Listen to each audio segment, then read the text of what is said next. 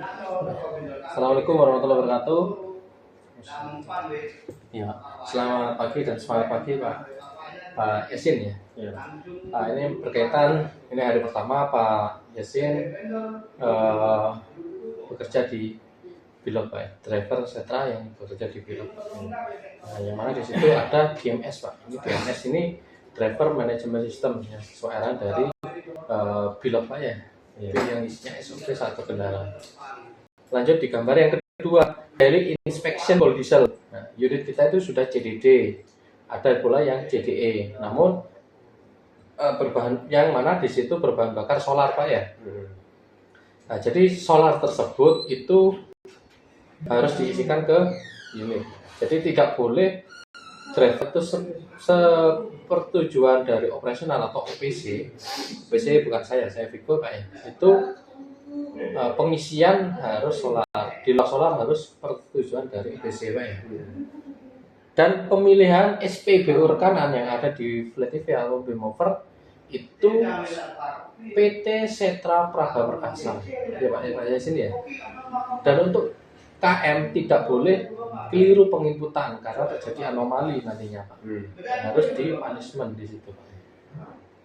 Lanjut di gambar yang ketiga Pak ini Pak ya. Yang gambar ketiga, metode pengecekan kendaraan. Balok, mudah dengar apa Pak metode pengecekan kendaraan? Balok, bodi dan ban. Kerusakan bodi, tekanan ban, kondisi wiper itu dicek setiap hari Pak ya. Bila mana ban tersebut itu tipis, yaitu harus dilakukan pengajuan di Flat TV. Dan pengecekan rem juga termasuk juga di situ Pak. Ya. Itu bila mana terkendala harus diajukan di Flat TV. Dan langsung konfirmasi Pak. Rem dan ban dan kondisi bodi itu misal ada kerusakan harus konfirmasikan ke dispatch sebelum berangkat ya Pak. Dan untuk mingguan periksa secara teliti kondisi ban. Nah, itu mingguan. Kalau kondisi bannya itu perlu pengajuan ya harus diajukan di Flat TV. Dan untuk bulanan periksa kondisi karet wiper. Dan untuk huruf A air, nah, periksa air radiator dengan cara apa Pak? Air radiator itu ada di sebelah kiri belakang kabin Pak. Untuk ya, kalau semisal ada isinya itu berarti kondisinya masih full. Namun kalau tidak ada isinya berarti harus dilakukan cek secara manual di muka kabin Pak ya. Dan untuk periksa air wiper itu untuk mingguan. Nah, mingguan. Dan untuk bulanan periksa kebocoran atau sambungan-sambungan. Untuk air wiper ada di sebelah kiri depan dashboard Pak ya. Sebelah kiri. Nah, dan untuk kebocoran sambungan itu untuk bulanan. Namun kalau sudah seperti ini ada bocoran-bocoran diajukan di sistem Flat TV. Ya, Pak. Dan huruf L, angka L, listrik, periksa lampu-lampu. Itu diperiksa secara setiap harinya Pak, karena instrumen lampu-lampu itu sangat diperlukan untuk saat di jalan Pak atau bermanuver.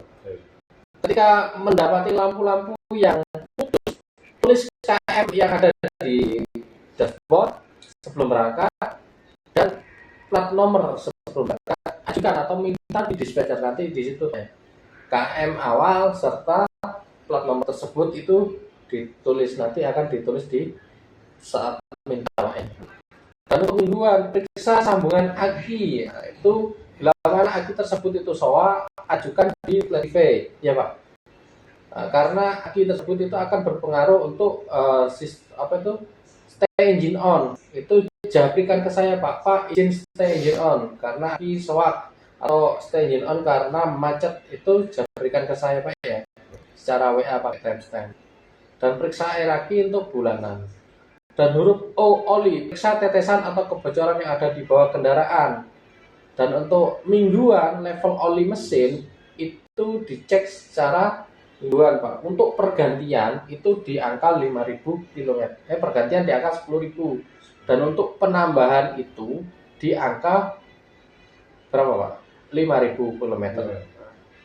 Dan untuk bulanan level oli gardan dan level oli rem. Level oli rem itu ada di mana Pak masternya Pak? Di bawah kemudi. di atas kaki kanan.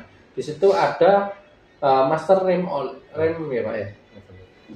Kalau semisal kurang segera ajukan atau minta ke tim bengkel Pak. Ya itu karena fatal kalau.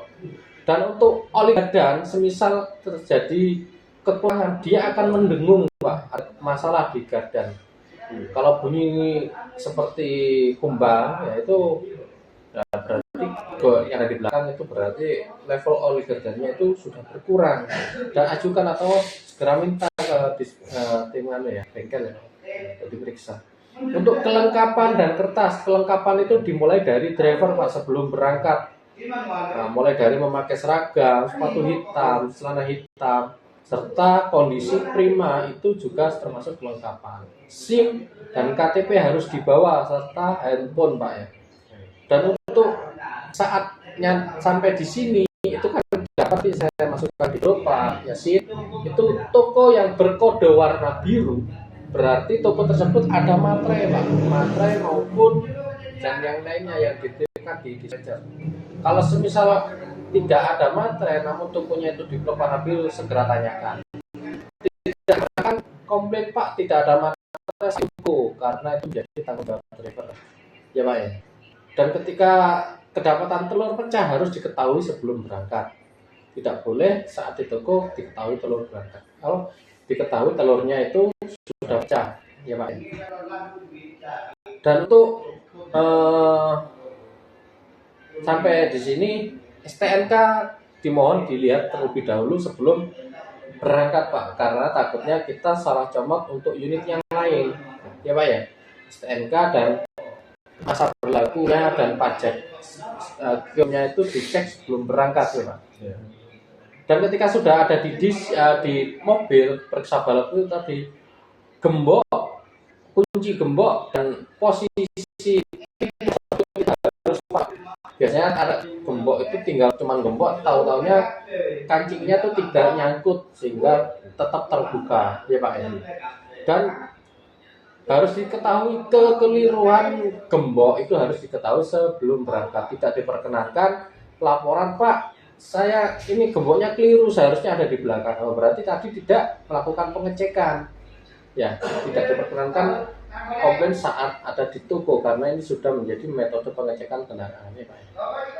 Lanjut di gambar yang keempat, defensive driving. Saya peduli keselamatan, ini pedoman Bapak. Karena apa Pak? Ada keluarga yang nunggu di rumah. Ya.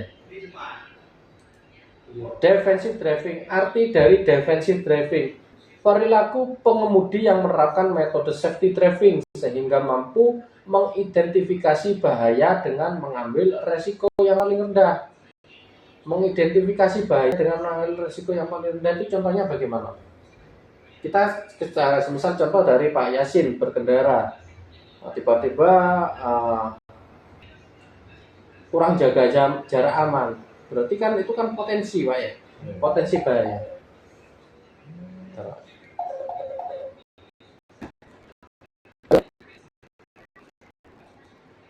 Halo Pak.